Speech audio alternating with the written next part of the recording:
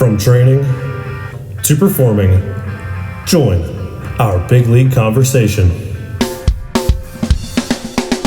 Welcome to the CSP Elite Baseball Development Podcast with your host, Eric Cressey.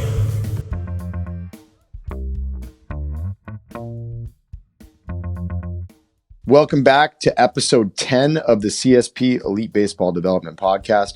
I'm your host, Eric Cressey, and I'm really excited to cover some great stuff today, particularly on the college recruiting side of things, but we also delve a lot into long-term athletic development, what to do with teenage athletes and even athletes as they work their way through the college sector. So before we get to it, though, I want to let you know that this episode is brought to you by Parental footwear.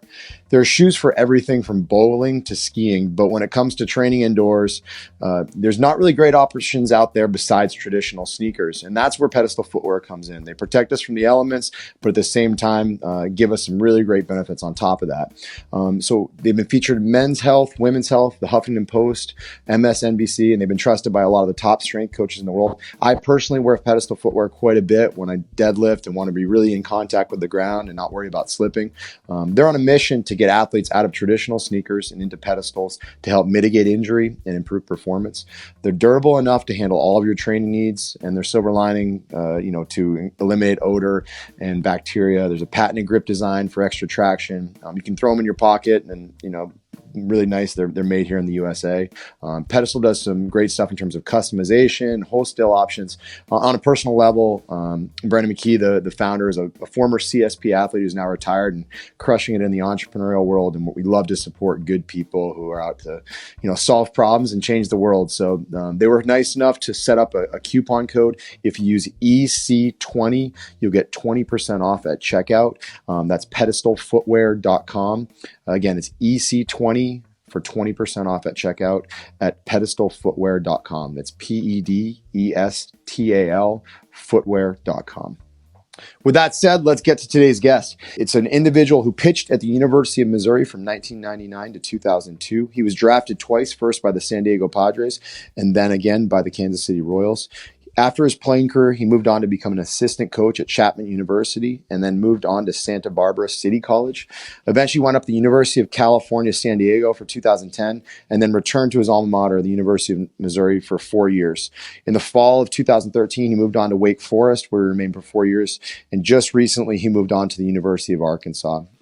In his 4 seasons in Winston-Salem, he had 12 Wake Forest pitchers who were drafted or signed as free agents by professional baseball teams. In his coaching career, he's had 33 student athletes that have been drafted or signed pro contracts, including 29 of which were actually undrafted heading into college. He's coached 8 players that have been drafted in the top 10 rounds and helped develop a total of 7 big leaguers. I was fortunate enough to work with him during the Team USA Tournament of Stars in 2015 when I spent some time with the 18 and under national team. He actually became my morning lifting buddy during our time in Durham with Team USA, and we've stayed in touch and become great friends. So we're excited to welcome to the show Matt Hobbs, the pitching coach at the University of Arkansas. Welcome to the show, Matt. Thanks, Eric, and thanks again for having me. This is going to be a lot of fun. So you and I have had a lot of conversations, off the record, whether it's during a lift with Team USA or on a phone call or sitting in the stands watching a game together about everything from obviously pitching development and strength and conditioning, but certainly we've delved in a lot to like the recruiting process, both with guys of ours that you've recruited over the years, and also just, guys that maybe were interested in attending a Wake Forest or an Arkansas that weren't the right fit. And what I always appreciated was that you were very, very honest about where guys were, and shot me straight on that. And I think a lot of the other athletes that we've dealt with have appreciated that. So what I want to start with is I don't think most players and parents appreciate the sheer volume of inquiries for a limited number of spots on a college roster. And obviously you're at University of Arkansas. Every baseball player in the state of Arkansas would kill to go there. Can you speak to what a typical recruiting class looks like for you relative to what you get from an outreach standpoint? Like how many emails on a daily and yearly basis do you actually have to field? Oh man, it's a good question. I'm in my inbox right now staring at it when you ask that question, and it's I'm looking at in the hundreds over the last probably 2 weeks that we've gotten. So the sheer volume of what we get in terms of interest, whether it's from the state of Arkansas or around the country, from high school and junior college players is the volume's incredibly high. So to sift through that, it's a huge chore. But also we get some good stuff from the emails. So there's a lot of really good information in there from players and guys that we may or may not be recruiting. But of those emails, just those blind blanket emails, it's such a small amount of the players that actually end up here. Absolutely. Through things like that. I think a lot of people spend an amazing amount of time and resources into developing these great looking emails. And I think that their time could be better spent on developing themselves as players than developing a really good email. Absolutely. Really, the only thing you need from an email standpoint is some verifiable velocity if you're a pitcher, front angle, side angle shot, maybe some relevant statistics, and then, 2 or 3 people, 3 or 4 people that we can contact to verify any of the information about yourself as a player from a pitching standpoint. Hitting standpoint would just be, some swings, some game swings, some training video, and the same thing, some verifiable video and some guys that we can contact. And I'm always intrigued. What percentage of those emails you get can you absolutely, without any question, tell were written by a parent? Oh man, I'd say probably like 70% of them are written by a parent. It's amazing. That's one of the things we do with our young high school kids is like, you need to learn how to craft an email. You schedule your own sessions, you do all that stuff because it matters. 100%. I 100% agree with that. It's when players start taking ownership of the recruiting process, it starts to get really good for them, I think, because then they start to really have buy-in into what they're doing because it's their time. It's not somebody else's time. Absolutely. And I think we're from I can even speak to when I was 16, 17 years old. And if it wasn't my time, it wasn't as valuable. And Absolutely. just because I probably didn't have enough of a sense of what that really meant. But once it starts to become your time and your effort and your diligence to either write an email or create some video or some content to put out there on YouTube or something like that for coaches to be able to see, it becomes a lot more real. And I think that's a huge part of just the overall personal development curve, is to be able to take ownership in something like that and, put your name on something. And what I think is great about what you guys do at, both facilities, you guys make them put their name on their career. Mm-hmm. And, that's what we would like to see from a recruiting standpoint. We want players that are going to have investment in their own development, and their development starts by going through this process first. They can't develop at a school until they get through this. They can't develop at a school until they get through the recruiting process. And the players that take initiative and, have buy-in into what they're trying to do collectively from a recruiting perspective are the ones that end up, I think, whatever level it ends up being at, making the most of whatever their ability is. Absolutely. Now, obviously, we're talking about SEC right now and previously ACC and even SEC before that. Now, when you were at like a UCSD or, like a USF, were those situations where you were getting that same volume, like as the caliber of school, for lack of a better term, kind of went a little bit lower and it was earlier in your career? Were you still seeing hundreds, even at the University of San Francisco? Yeah, I mean, it wasn't as prevalent back then as it is now in terms of just the people having access to. I mean, back then it was, getting, 20, 30 emails a week was kind of a lot. I mean, the volume's gone up considerably just because I think people have more access to technology. But I think that we would get a lot of emails from people that, thought that the University of San Francisco or UC San Diego was like some junior college, I think. Yeah. They didn't do their research on the front end. Those are really good baseball programs for the level that they're at. And, absolutely. You still need to recruit really good players to win at those. And it was always interesting to see the wide ranging emails or wide ranging people that would reach out to us to, what type of players would show up. And at the University or UC San Diego, I always thought it was great because you'd get a really, really broad base and really high qualifying academic kids because it's such a good school. And the same thing at San Francisco, not to say that Missouri or Arkansas aren't, there are great schools too, but you get valedictorians and, people from like the American school in Singapore are trying to come to school there just because it was such a great, nationally recognized college. And I always enjoyed getting to know those type of kids too. And I always felt like those high achievers were the one where kids that ended up having also, great baseball experiences and great careers. Absolutely. And what are the definite like disqualifiers? Like when you open an email from a kid/parent or anybody else, what things are the massive turnoffs that you read, that come into your inbox on a daily basis? Coach, comma, and then a body of an email that was clearly cut and pasted. Yeah. I don't like those very much. I just don't think if I'm going to email a coach about a player, I'm not going to email him with some blanket email. I'm going to take time to craft an email and spend time personalizing it so he knows that how important I think his player is. And if a player thinks our school is really important, I think they should take the time to at least, coach Hobbs or coach Van Horn or coach whomever, and then write something personal like that. That's a big turnoff right away. And then, too much flash and too much, you turn on the, click on the video link and there's like this unbelievable background music. It's like, that's not what we need. We don't need, glitz and glamour. We just need hardcore, verifiable information. And even with today's game, the things that would really turn a guy like myself on about an email would be, all right, well, give me some Rapsodo information, or if you have TrackMan, or if you've got super slow-mo video, if you've been shot on a Edgertronic or anything close to it, you could send that video. I mean, man, you separate yourself immediately. There's a couple kids that, when I was at Wake Forest specifically, that were being recruited based on, their TrackMan and their Rapsodo information almost alone. Absolutely. And they were able to provide that, and they were able to find a facility that had it, or were able to have access to throwing on one of them and being able to give us updates on kind of what their stuff is doing. Mm-hmm. And I think that's, now that we have different ways to measure ball metrics, I think that it can take recruiting in a whole different direction. You already see it on the professional side. I mean, scouts are talking to us about TrackMan information more and more every day, and I think that's great.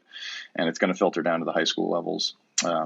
I think Perfect Game at some point will start, or whomever is running the next wave of, high school tournaments, summer ball tournaments, is going to start providing that information to the players.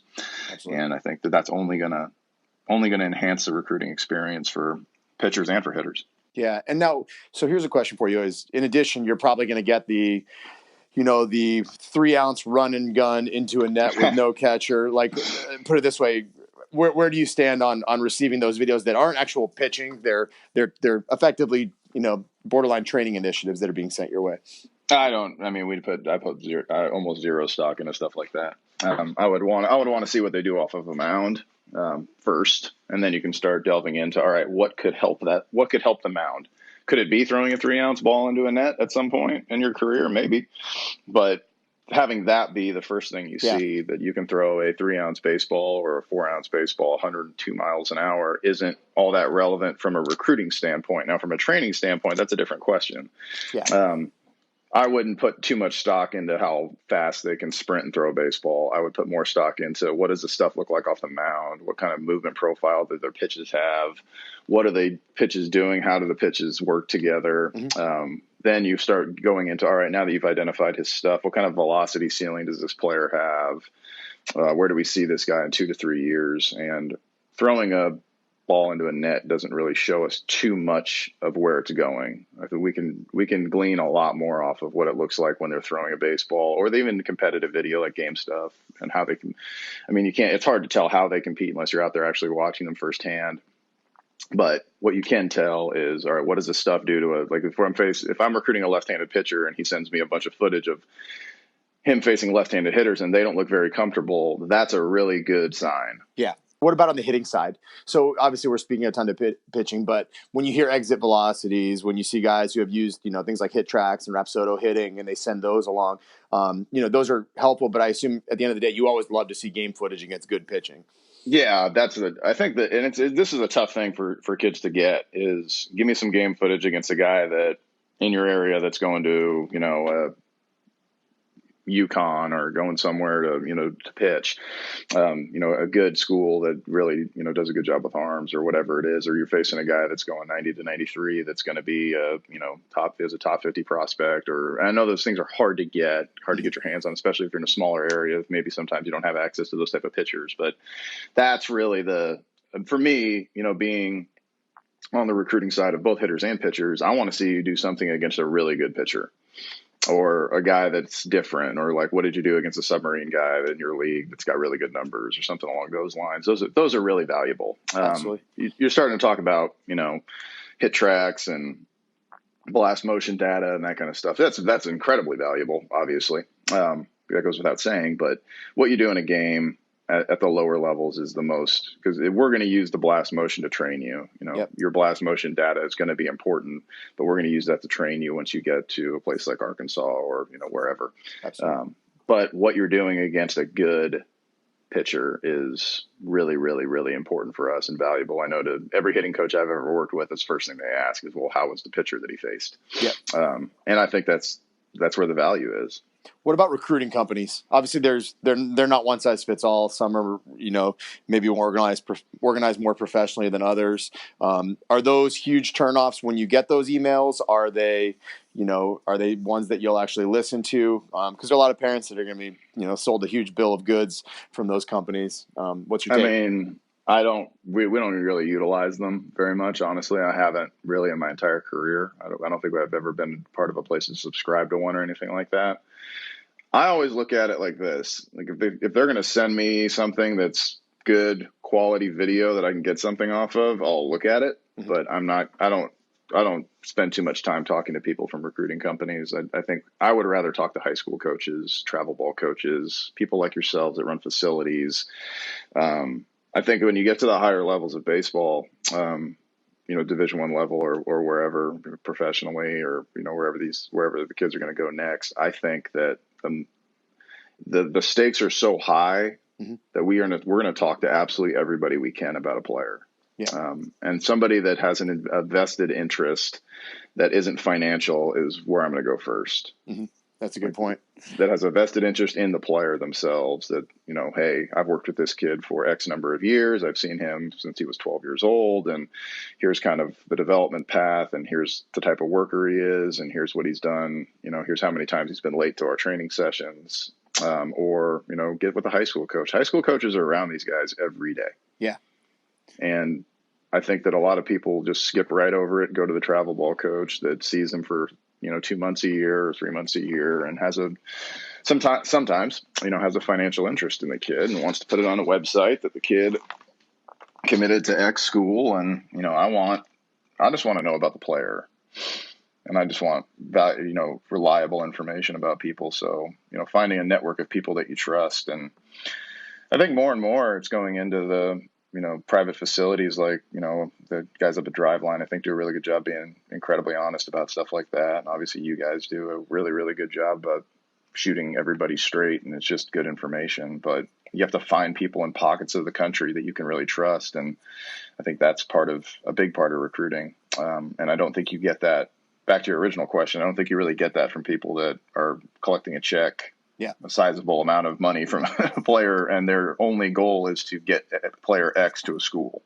Yeah, my feeling has always been when I have a conversation with you or a Butch Thompson or a Tim Corbin or anybody else, and they ask about a guy, is my job is to be brutally honest, because if I build a kid up and he doesn't materialize in the way that I promised, then it robs another kid 3 years down the road with that same opportunity.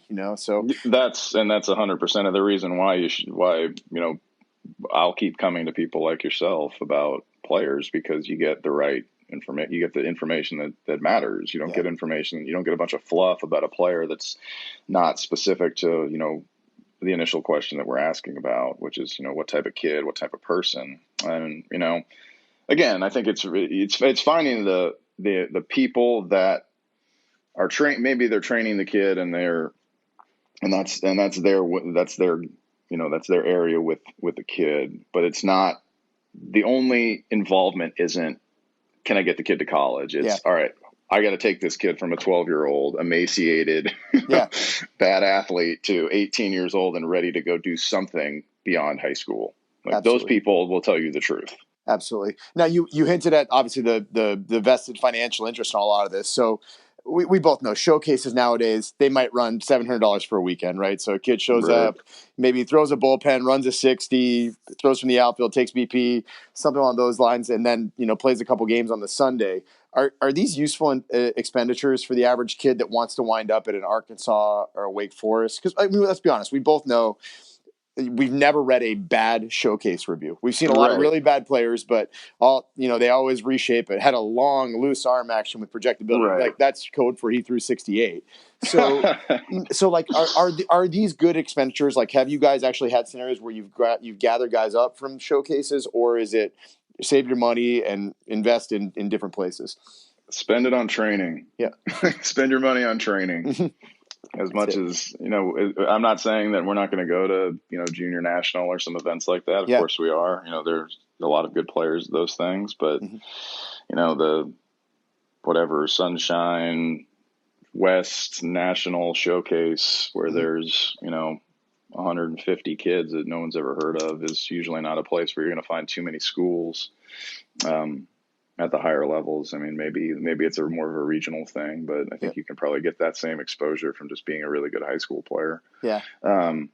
I just think you spend the money on training yourself and getting yourself ready to, pick 5 camps, find 5 or 6 schools that you really like, and then go and show your stuff. But I think the biggest thing, the one thing that I think we see a lot is kids that showcase themselves before they're ready to be showcased. That's a great point. Like, that's not necessarily valuable for the player. Like, if you're not ready to go out there and show your best of yourself in terms of where you are from a training standpoint, if you're 16, 17 years old, 15 years old, I just think you'd be better off spending the money on getting yourself better as an athlete and a baseball player first. And then, okay, now that I feel like I'm able to do these 4 things that I saw, the shortstop at Arkansas do, in the SEC games that are widely televised, I think that I'm ready to do things like that. I'm ready to move like that, kind of like that guy probably did 4 years ago. Okay, now you're ready to go out and do some of these things and go to some bigger tournaments and maybe some camps and those type of things to be able to showcase yourself at specifically. Don't just showcase yourself generally. Yeah. And I think really the one great tool that I don't know if it's utilized as much maybe, is, ESPN3 and the SEC Network and ESPNU and ESPN2. There is hundreds of games on every week. Oh, yeah. That you can watch Liberty play. You can watch Virginia Tech play. You can watch LSU play. You can watch Arkansas play, and just sit down with somebody that knows something about the game or somebody that loves you and say, all right, here's how far you have to go to get to be that guy, to get to be those type of players. That's a real thing that I think people should do. I don't know how many people do that. I don't know how many people spend the time really evaluating themselves fairly. And it's hard to do. It's not an easy, this is not an, what I'm suggesting is not an easy exercise, but if you could be honest with yourself and had people around you that really cared about you and said, all right, well, here's the things you have to do to become a player like that. That's a really valuable thing. And absolutely, actually, you made a really good comment. I'm glad you mentioned the idea of college camps. And for that $700 or $800 you spend on the showcase, you can go to 3 or 4 college camps for that. And what's awesome about that is they have no reason to pee on your leg and tell you it's raining. They'll shoot you straight and they'll say you're either are or aren't a good fit for us, or we think you might be, we want to follow it. But what I love about the camps, you get some instruction at the same time. You usually develop a little bit of a social circle. And I think one of the things I look back on is I know you've done it, and I have a couple players in mind over the years who have gone to a camp that's effectively outside of their ability levels. So we had a kid who went to sticks out my mind. He's from Vermont, went to Vanderbilt's camp, was a very projectable body, clean mechanics, but they couldn't offer a kid who was throwing 78 to 80. And Scott Brown called me and actually made some other phone calls. He wound up at St. John's, and it was a perfect fit for him. So he's like, I can't offer him, but I know someone who'd be an awesome fit. So absolutely. And the money's just so much better spent. Not that you get a campus visit at the same time, you get to interact with coaching staff to make sure it's a good fit from a cultural standpoint and how they give you feedback. So I think that I'm a huge fan of college camps. Sometimes they take place at challenging times of years, but we've seen guy after guy who have done well doing those things, far more so than going to regular showcases. I just think that with the recruiting, the way it's turned and the rules being what they are these days, with the changes in the recruiting rules last year, not being able to have unofficial visits with younger players, those camps are really valuable. And I think a lot of people are kind of jaded by the $600-700, general showcase camp. And they think that, when they get a camp letter from or an invitation to a camp from a school, that it's just another money grab. And I can't speak for every place in the country, but we use those things extensively as opportunities to get to know players, and it's the way we can do it now. It's being able to get to see a player more than 4 or 5 at bats, get to see him in the cage, get to see him train on the field, get to see him interact with other players, and then get to see them compete in some kind of simulation or maybe a game environment, a camp setting. I think you can see some really good things from those camps. And also, they get to do the same. The players get to evaluate the coaches. And the one thing I would say is if you are going to invest a significant amount of money in traveling around and going to camps, just make sure that the coaches are going to be at the camps. That's a good point. That's a legitimate question to ask, and no coach should be turned off by that question. That's a legitimate question. Is the recruiting coordinator, the pitching coach, are those guys going to be at the camps? The head coach, is he going to be around at the camps? Are the people that make decisions going to be there? That's a legitimate thing to ask. Have you found there are a lot of times when that's not the case? I hear about them a lot. I mean, I've never really coached at a place where we weren't required to be at the high school age camps. But I know that there are places around the country where there's just nobody there, and it's just something to do in the summer. Wow. It's just a good question to ask when you're starting to go through the process. Is all right, who's going to be there? And then I think the point you made about other schools being involved without actually being there that happens all the time. Our network of coaches is wide. All the people, if you come to the Arkansas camp, it doesn't necessarily mean you're going to end up at Arkansas, but you might end up at, Wake Forest, or you might end up at a different school in the Power Five, or you might end up, and that might come from the coaches that were at the, that might come from the Arkansas coaches that just know a bunch of people that say, all right, kind of like you said, our network is wide ranging, and we talk to other coaches all the time about players, and hey, this guy might not be a fit for us, but just take a look at him if you're out recruiting, and then all of a sudden that's a connection, and these kids get more opportunities that way, and I think it's going to mean a heck of a lot more coming from the pitching coach at Vanderbilt that's calling X school than it's going to matter from the recruiting service you paid $1,000 to. Exactly.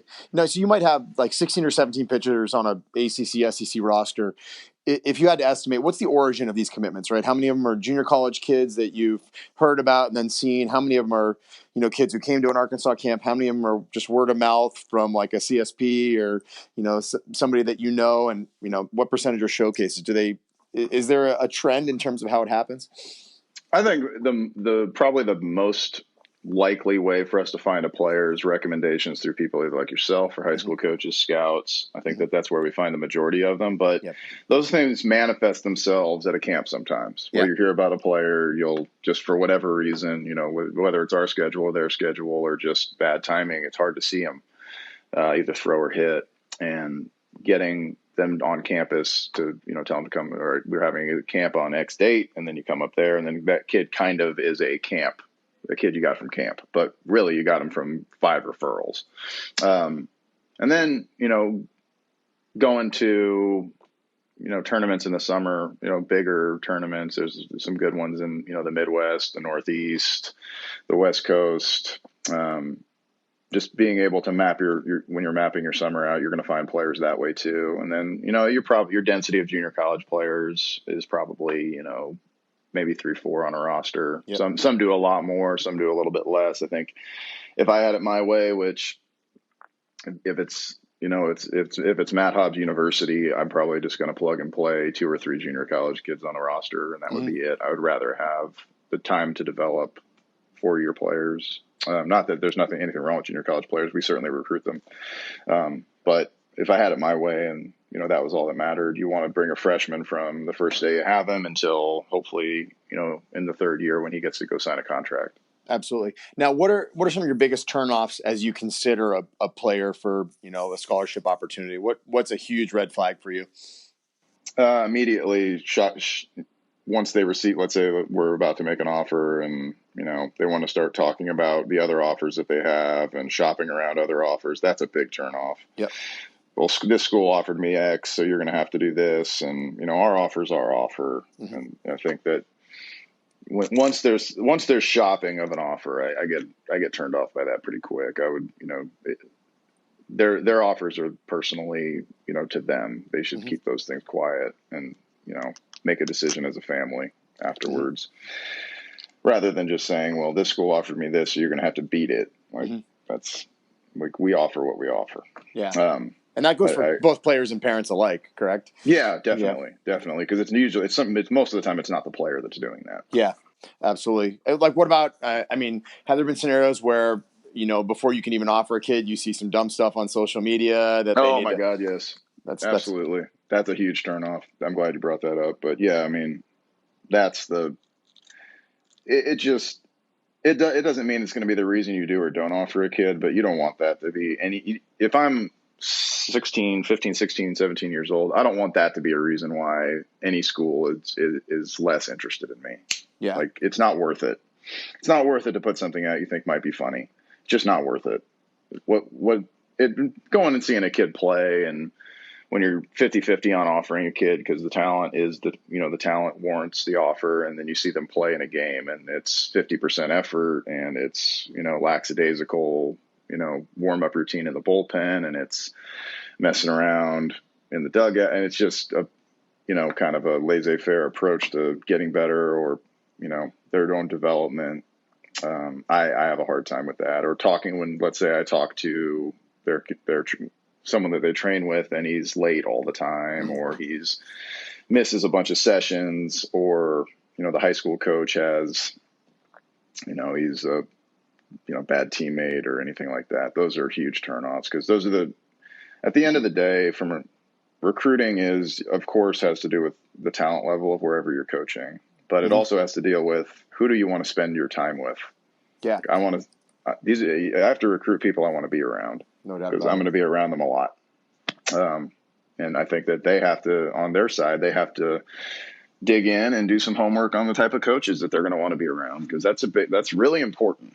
Because at the end, I think a lot of people look at, this school because it's, sexy brand nationally, but you still have to spend time there. You still have to do the work there, and you still have to spend, at least if you go there as a freshman, likely 2 to 3 years of your life there, depending on your draft eligibility, maybe 4, maybe 5. So are you going to want to wake up there every day, regardless of what it says on the uniform?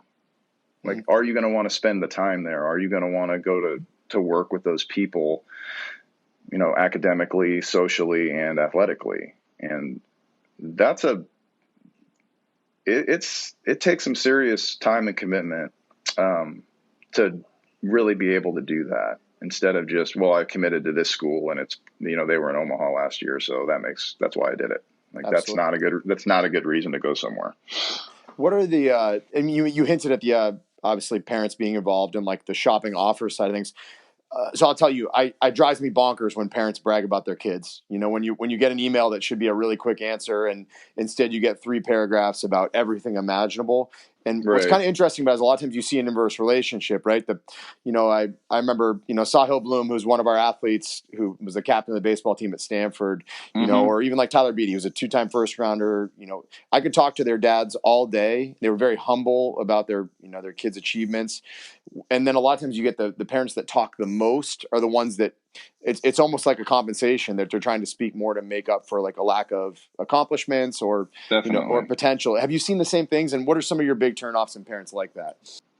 Yeah, I just think that once you go to, in the first conversation, it has to, be the dissertation of what Johnny's done since he's been 12 years old. That's just not a real, like that. I don't think that's a really good way to start anything. It shouldn't be about that. It should be about, here's why he wants to be a Razorback or whatever, and here are the reasons why he could be beneficial to the program, and here's what he wants to do academically. And I think that usually the best conversations start out with academics, and here's why this could possibly be a good fit because you've got this major that he really likes. And, you've got to have some tact and some information about the people that you're talking to first. What is that, hitting coach or pitching coach done with players similar to your son? I think that's a really good way if you're wanting to open up the lines of communication to, okay, well, I saw what you did with player X. My son has these similar attributes. Academically, it's a really good fit, and, here's why. He could potentially be a player that you guys could recruit instead of, well, he was all conference and, Yep. He's touched 97 on the run and gun and, all those things. They just don't matter that much. He's got perfect swing and his grandmother thinks he's really handsome. Right. I mean, their stuff just doesn't really matter that much. What matters is the hardcore information. First of all, to really, it doesn't make a ton of sense if your son's a 3-2 student to be shopping him to Ivy League schools. And it doesn't make a ton of sense to, if your son wants to be a nuclear engineer, to shop him to a school with no engineering program. Yeah. Like, you got to really just decide, like, what are the big rocks in recruiting for everybody? Like, what are your big rocks? Your biggest rock should be academics, should be the biggest rock. The next biggest rock should be, part of the country, ability for this person to be successful there. And the third rock is, all right, well, now does it fit athletically? Mm-hmm. And I think that people usually start with athletics and then they go to, all right, well, is it far enough away from, or is it too far or not far enough away from home? The third thing they look at is, well, is there something he could study there? Like, that's just the wrong way to go about this process, I think. Absolutely. Because, we've got really good players at a lot of places that I've coached, and I can count the number of big leaguers on two hands. Yeah. Well, now, so what do you think some of the biggest misconceptions for both those parents and prospects are? What do they think about the ACC or the SEC that is just something that you have to correct, right away? I think the main thing is that, and I'm going to speak to, Missouri and Wake first, is that, that's kind of they're not, going to Omaha every year. So that means that anybody can play there. I think that's one of the first things. I mean, I remember talking to a parent when we'd just gone into the SEC at Missouri, and they were like, well, you guys just went to the SEC, so you guys should just be taking all these kids. And I was just like, we're still trying to beat Florida. So we need to recruit the same type of players. Yeah. I think that's one misconception. And then that it's really easy for freshmen to just come right into our conference and play because, we have a freshman that's currently playing. Well, he's playing, so that means all the freshmen play. Yeah. It's just it's hard, really, really hard early in your career to survive this conference. Any of the, that goes for any of the Power 5 conferences, and really just college baseball in general. As a freshman, it's tough to come in and be able to handle everything that you're going to deal with, whether it's academics, social environment, being away from home, and then also trying to play baseball. It's just hard. And there's a lot of special ones that can do it. And, again, not a lot of them, though, if you look around the country, that are really contributing at a high level. And I think that, a lot of people we have contact is like, well, this player is doing it here, so that means my son can do it at all of these schools. Well, that's not necessarily true. There's a lot that goes into being able to play early in your career at any of these schools, and it's very difficult. And I think that's probably one of the biggest misconceptions. I'm certainly not saying it's impossible to do. It's just really hard. Absolutely. And even just could you speak a little bit to the scholarship side of things? I mean, this is not football. There's not 60 guys on full rides. And not that you're at Arkansas now, which presumably is markedly more affordable than a Wake Forest. You've been at both public and private universities. Yep. What are guys getting into? Like we both know there's not that many full rides floating around in college baseball. Man, is there any? Is there anyone on a full ride in college baseball? It's just it's really difficult to do that. Football's got, I think, 85 or whatever scholarships, and those kids go to school for free. And we've got 11.7 to spread amongst, 27 guys can count, and you have to be on at least, 25% of a scholarship. So that's a tough math problem. I also think a misconception that kids get is, like, let's say, you're you're going to be a recruited walk-on, that you're going to somehow get less opportunities than the guy on 40%. Yeah. Which just isn't true anywhere. It's true. It's true in pro ball, but not in college. Right. If you're good, you play. Yeah. Like there's no, well, he's on this much money, so we have to continue to give him this many opportunities. That's just not that's not really a thing in college. Like I get in professional baseball, it absolutely is. If you sign for $400,000, you're going to get a heck of a lot more opportunities than the senior sign for $1,000. That's just life. But in college, it really isn't, because what has to happen in college is you have to win baseball games. In addition to develop the players and, all the, the things that we've already talked about, but you got to win the games. Absolutely. So whoever's going to help you win the games is going to be on the field. And to make a roster work, there's going to be some guys that are on zero money, that are on academic scholarships or on, some kind of federal financial aid, or they're on some kind of institutional financial aid, depending on where you're at. And those players are no less valuable than the guy on 60% at all. There's no difference in value. There's no difference in how coaches look at players like that. At any place I've ever coached at. I mean, I'll say that because I have obviously not coached at every school in the country. But all that matters is, when it comes right down to it, is who's going to give your team the best chance to win the baseball game. And being able to make your roster stretch by having, players that, like I said, they're on academic money or on some kind of other financial aid or or they can just afford to pay the freight. I mean, there's those type of players too. I mean, we had a guy at Wake Forest that could afford to pay the freight, which was a lot of money. And he started on the weekend for us for 3 years. That's awesome. He was on zero scholarship money, and he's going to got a chance to be a big leaguer. And if your parents have those type of resources and can do that, then great. You can make a decision based on where you want to go to school first, and then where you want to play baseball second. And, you're not going to get any less opportunity. And I think that's probably, when you really come down to it, one of the biggest misconceptions is, if my son is not on a baseball scholarship, he'll get no opportunities there. That's a great point. So, and one of the coolest things about this podcast that I actually never would have appreciated until I started getting feedback, actually from like our clients and parents in person, is there are actually a lot of like fathers and sons or mothers and sons who are listening to this together, like in the car on the way to games or practices. And it's actually been cool because it's kind of instigated discussion points for them. And so you're going to have middle schoolers and parents who are listening to this they're praying for scholarships.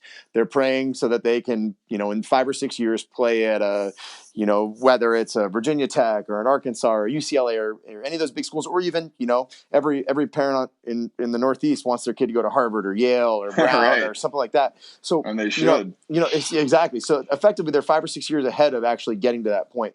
What's the best advice you can give to mom and dad and son who are trying to navigate the college recruiting process over the next 5 to 6 years?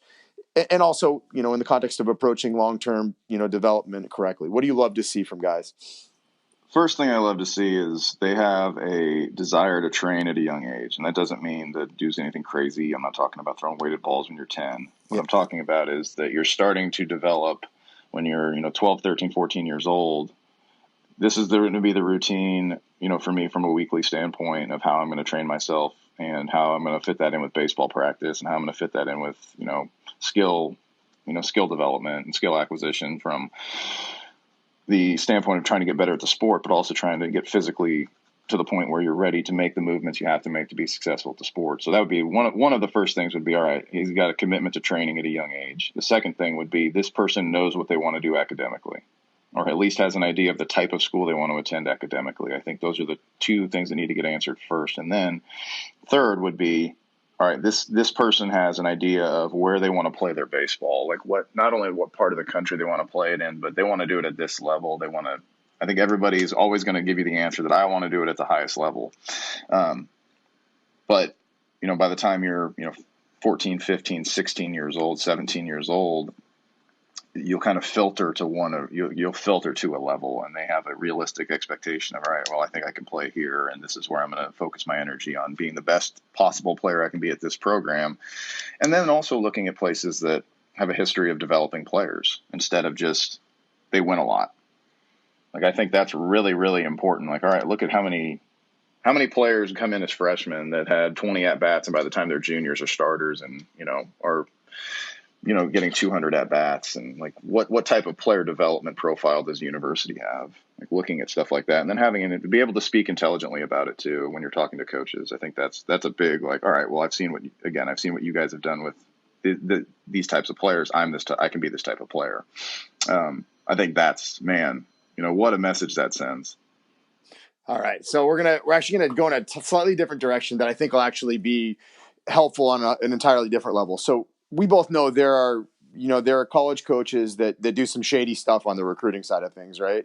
And you don't have to look any further from guys decommitting at the last minute or something like that because they discover these things. We've heard stories about guys who recruit and say I haven't had an arm injury in 10 years, which we know is Right. true of exactly zero people in the true. country. Yeah, it's not true of anybody on the planet. So No. what kinds of things should parents and players look out for as they navigate these waters? What are the sketchy practices? What are some of the things that immediately raise these giant red flags that you're dealing with a shark? I mean, you'd have to look at you'd have to go back and look at maybe the last 5 to 7 years of what they've done as, their experience at a university, of what that's looked like in terms of, density of the recruiting classes, who's actually made it to campus, that kind of stuff, who ended up at other 4-year schools immediately. Because, I mean, there's a lot of, like, let's say we recruited, 7 high school players and one of them academically fell through the cracks and had to go to a junior college. That's a real thing that happens. That's not the coaches being shady. But if it's, all right, well, 3 of those kids ended up at other 4-year universities, and it really wasn't an academic thing. I think you have to look at things like that and be real specific. Also, I think that you hit on a decent point is, how many of those kids are going in and, ending up coming out with, a bunch of arm injuries and overuse immediately. And, I think that's, you see it all the time, and I'm not going to sit here and single anybody out, but you just see that a lot. When you get a freshman or a sophomore or a draft guy, and you look up, and they've got 6 2/3 or whatever, and 150 pitches or something crazy like that. Yeah. Like, I think you should look at stuff like that, because that's how you're going to be treated when you're going through. Yeah. Like, you'll be treated the exact same as a player as you are as how you're recruited. Like, that's real. Like, if it's like you need to make a decision tomorrow and here's the deadline, you're going to be coached like that too. It's funny. I always talk to like potential gym owners when they're looking at like leasing a space. Hey, before you sign that dotted line at least, you need to go talk to all that landlord's other tenants. Who's around there, how do they carry themselves? Not just like when they're trying to basically effectively bribe you into signing a lease. They're trying to convince you, like, how are they 3 years in when the roof is leaking and there's not enough parking outside? And what I've always been stunned about is how honest both current and former players will be. Like, I've had some really big time universities where I've asked a kid who just got drafted, hey, would you recommend that to your little brother if you had one, or a family friend? And the answer is absolutely not. We've even had a scenario of a player of ours who would, when he hosted recruits, he would actually talk them out of going to the university because his experience was so bad. So that's one of the nice things, like, as you probably notice, is like some college kids just don't have a filter like that. If it's a junior or a senior that's hosting a recruit, they're probably not going to be around when that kid comes to school. So they'll shoot you pretty honest. So I always tell people, go ask current and former players. Like, one of the things I look at a lot is how many former players who are in pro ball go back to train at that school in the offseason. No question. That is a great point. That is an awesome point, because they don't have to train there. They can go wherever they want. They can go home. They can go wherever they want. They can buy a house anywhere in the country. They can do it by spring training and have free training. Why would they go back to the college? And you'd be shocked. There are some really big time programs who have 0 alums that train in their facilities. One of the things that I think that as a coach makes me the most proud as a coach is when stuff like that happens, when a player, right after the draft will call me and be like, hey, what do you think about this from a throwing program standpoint? Like, do you think you could help me, in my off-season training? And it's like, that's probably the best compliment you can get, because then they're not only, while you have them in college, they're your player, but as soon as they're gone, they can go anywhere in the country to train. They can go anywhere in the country to seek advice. And if they still want your input in how to train, that means they're putting part of their career in your hands. And There's no greater honor as a coach than something like that to happen. No doubt about it. All right, so we're gonna have some fun. We always do a lightning round on the tail end of every podcast. All right, so these are quick hitters. What's something every aspiring college baseball pitcher or player can do right now to make himself a better fit for the ACC and or SEC? Spend some time on your mental routines, because they are the things that it'll stay with you when the stuff starts to hit the fan. Spend time getting good at the mental game. That's awesome. And it fits right into, we did a Bob Tewksbury podcast recently, and it may even lead into the next question. Name a book every aspiring college baseball player should read. You can name as many as you want. I'm sure you have a couple. I think this is an old school book, but The Mental Game of Baseball is a really, really good one. And, Harvey Dorfman is one of the greats of all time. Anything by Alan Jaeger, blogs, or, some of the content he's put out are always really, really good. I think he's one of the best around, for sure. Awesome. What's the craziest thing a parent has ever told you as his son has gone through the recruiting process? I got somebody that gave me, my son's 92, 94. This is my first years of coaching. And I'm like, all right, sweet. I'm a junior college coach at this time. I'm going to jump in the car and go see this guy throw, and, drove like 3 hours. And I got there to the game, and the kid was throwing like 78 on my gun. I was like, what's going on? This kid's supposed to be 92, 94. And he's like, oh, yeah, on this radar ball that we bought. That's amazing. Kid was 92 and 94 on the radar ball. I drove 3.5 hours, so like 7 hours in a car, which was my first experience, and I probably shouldn't just listen to what they tell me. Oh, that's tuition to the world of coaching right there. Oh, man, it was one of my first experiences on the road when I was like 20. I think I was like 21. That's amazing. All right. Best question a recruit has ever asked you. Not so much in like this is hilarious, although if you can give us one of those if you want to. But what's one that was like, wow, that's a really good question. I'm impressed. Let's see. Somebody asked me a really good one the other day. It was like, how would I alter his delivery to improve his vertical approach angle?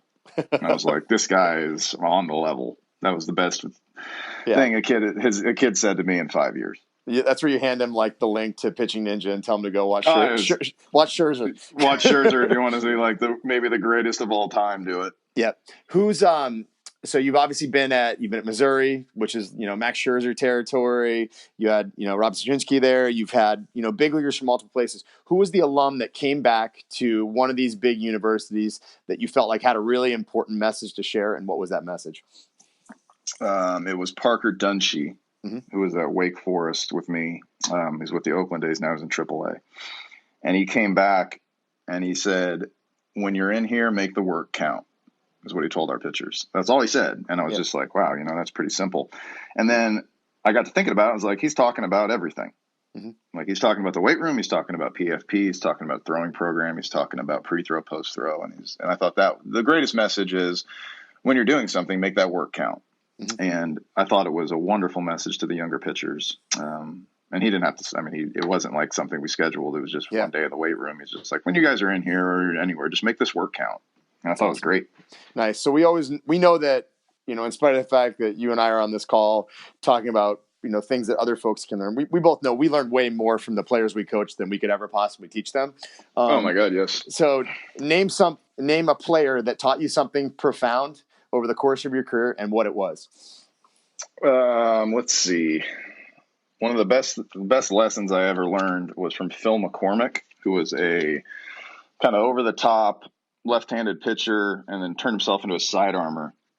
And he said, my life was kind of on the wire and I didn't know what I was going to do. So I had to take a huge risk. And now Phil ended up pitching in AAA with the Giants and had a great career. Now I don't know what he's doing now, probably like making a ton of money doing something. He was a genius. But when your life's on the wire, sometimes you got to take a huge risk. And I always thought for me in my life, that ended up being one of the, great things anyone had ever said to me that was either, a mentor or a player. But yeah, you're 100% right. I've learned way more from players than anybody else. Nice. So you pitched in the University of Missouri. Yep. and you went on, you're drafted, then you coached, and obviously you've continued to coach for an extended period of time. Give me the bit of advice you would give to a teenage Matt Hobbs if you could go back in time. Oh, wow. Work way harder than you did. Just work way harder at everything. I mean, I think that I'll give the piece of advice that I would give to anybody that was, 16, 15, 16, 17 years old is find what you're passionate about and then just pour everything into it. If it's baseball, have it be baseball. If it's music, have it be music. If it's coaching, have it be coaching. But find what you are passionate about and pour your life into that. Absolutely. All right. What about college, Matt Hobbs? What changes your University of Missouri playing career? What advice would you give? I would tell college Matt Hobbs to really work on throwing a much better changeup and more strikes. But I think that, the biggest piece of advice I would give myself at that age was don't be afraid to take risks in your career. Okay. Don't do the safe stuff. And then what about your early coaching self, circa 2009, 10? What would that be? Don't drive 7 hours over the radar ball. That would have been a lot. That would have saved myself some time. Early, spend more time with your family. That's a good one. Would be probably the best one. It was when I was, right in the beginning of my coaching career, and I had a young daughter, and I just gotten married. It was those first, 5-6 months of their lives are so important for you to be around as much as you can, even though you think like, well, I still have to get to work. I would say just be more present for your family. I like it. All right. This has been wildly impactful, I'm sure, for many, many people. If folks want to find you, you're on Twitter. It's at Hobbs_38. And we really appreciate you joining us today. And thanks for taking the time, Matt. Thanks, Eric. I really appreciate it. Thank you for joining us for another episode of the CSP Elite Baseball Development Podcast. If you enjoyed this episode, we'd be thrilled if you'd consider subscribing to the podcast and leaving us a review to read on iTunes. We welcome your suggestions for future guests and questions. Just email elitebaseballpodcast@gmail.com. Thank you for your continued support, and we'll see you next episode.